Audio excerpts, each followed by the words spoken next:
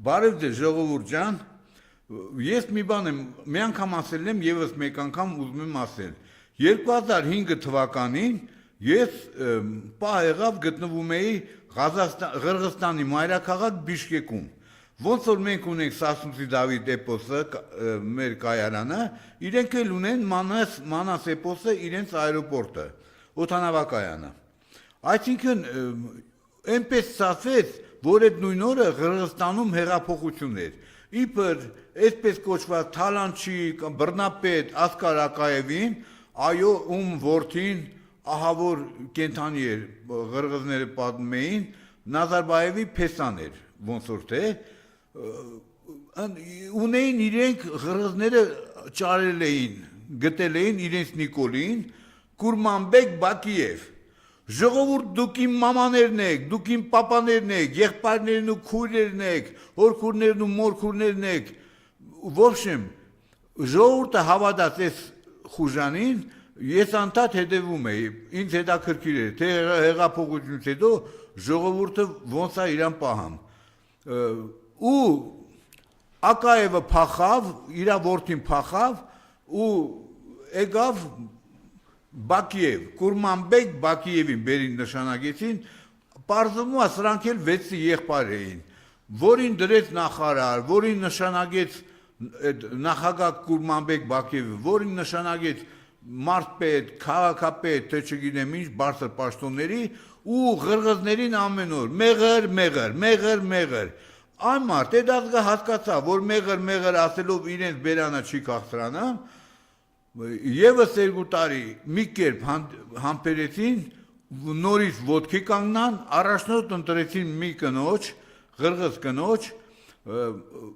այս 6 աղբերներին վռնդեցին, ամենքը մի կողմով փախան, որը Եվրոպա, որը չգիտեմ ուր, ժողովուրդ,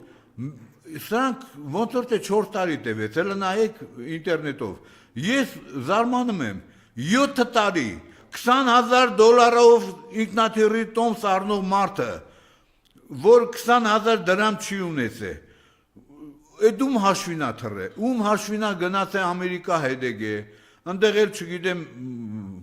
մեղրու կարակ, իկրա կարակ, զղ կդվե, քաղաքապետ կոչվածը,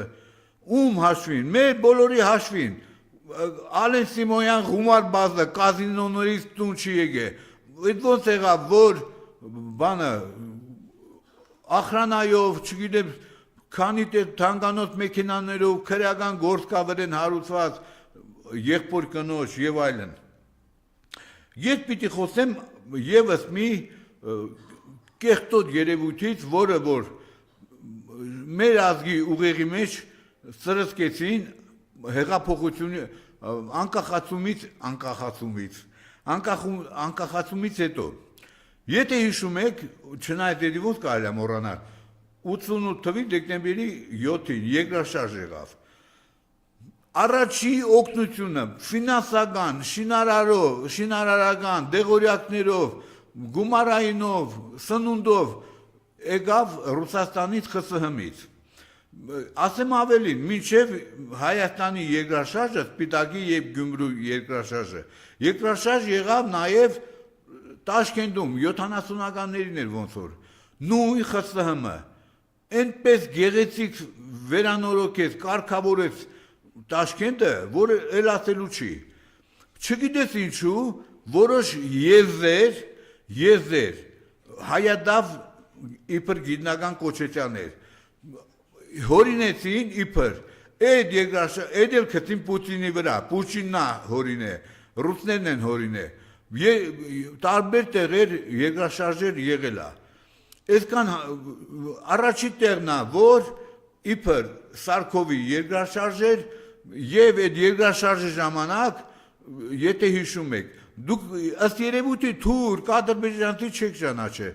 եթե հիշում եք, որևէ ցավակցական բան, ոչ Ադրբեջանից ստացենք, ոչ Թուրքիայից, ընդհակառակը գնացների վրա շնորհավորում էին մեզ երկրաշարժի կապակցությամբ ու ամենամեծ օգնությունը ունեցանք նաև ուրիշի դժբախտության վրա հարստացողներ մեր երկրաշարժի ժամանակ այո նման բաներ էլ եղան ըստ երևույթ խոսակցություններ էր գնում թե այդ զոհերի ոսկե ադամներն էին գողանում եւ այլն ժողովուրդ ջան եկեք մենք էլ Ղրղըզի նման թասիբ ունենանք հետո ամսի 21-ին միասին դաշինքը հանրահավաք անեմ ես օրինակ երբ որ շփվում եմ բոլորի հետ ես չեմ տեսնում որևէ մեկի ճակատին որ գրածելի դաշնակ հանրապետական բարգավաճ ես նման բաները չեմ տեսնում այս ամեն ինչը պետք է մի կողմ դնենք ընդհանրապես մի կողմ դնենք եւ այս նմաններին հերու պահենք ես անպայման պիտի խոսեմ բանը Գյումրիի ընտրությունների ժամանակ այն որ բոլորն ասում են Գյումրեցիք դուխով տղա են Գյումրեցիներ դուք ռիսկով եք դուխով եք եւ այլն Գյումրեցիներ ջան ձեր դուխն էլ է սպանված դուք էլ եք նվաստացած թալանված ես շատ ուրախ եմ երբ որ ես նայում եմ հաղորդումները երբ որ Գյումրիում առաջատարը համարվում է ընդդիմություն օրինակ տեսեք նույն Վարդան Ղուկասյանը ոնց որ թե առաջատարը ես այդ հաջորդ օրը հո չեմ ուրախանա հո չեմ բարի եթե բոլոր ընդդիմադիրները մի կողմ թողնեն այդ բանը կուսակցական պատկանելությունները տարաձայնությունները դրանք մոռանան միշտ հիշեք Նիկոլա Հայաստանը սարքել է երկկուսակցական սկզբում սարքեց երակուսակցական ԿՊ ոչ ԿՊ եւ մնացածը հիմա արդեն սարքել է երկկուսակցական ԿՊ-ն եւ մնացածը ամոթա չէ հələ ասում են 120 քանի կուսակցություն ունենք չունենք տեսեք ինչքան վիրավորական է եթե ես անգամ ընկեր կամ բարեկամ ունենամ առաջնորդներից ես չեմ գա ասեմ գիտես ինչ խելք սովորացնեմ Գյումրեցի ջան ձեր աչքի առաջ մեծացած անձնավորություններ են բոլորը դուք նայում եք տեն մեկ լավ վատ ավելի վատ դուք պիտի ընտրություն անեք ես օրինակ երեք ասենք գալիս են ձեզի խելք են սովորեցնում այս եվրոթուրքերը հայադավ եվրոթուրքերը ժողովրդասեր կոչվածները շամպանսկի են խմում հաղթանակից են խոսում դրանք բոլորը այստեղ կուսակցություններ ունեն այդ եվրոպական կուսակցություն Տիգրան Խզմալյան հեսա նոր Եվրամիությունն է ստեղծվելու ինքն էլ դառնալու է Եվրամիության նախագահան հələ քնձռոդին նայ այ քոսոտ կուսակցությանը գրասենյակը բացի մարդիկ մտնեն կամ են հանրապետություն կուսակցության վիժված դուրս պրծուկ արամային զիբիլա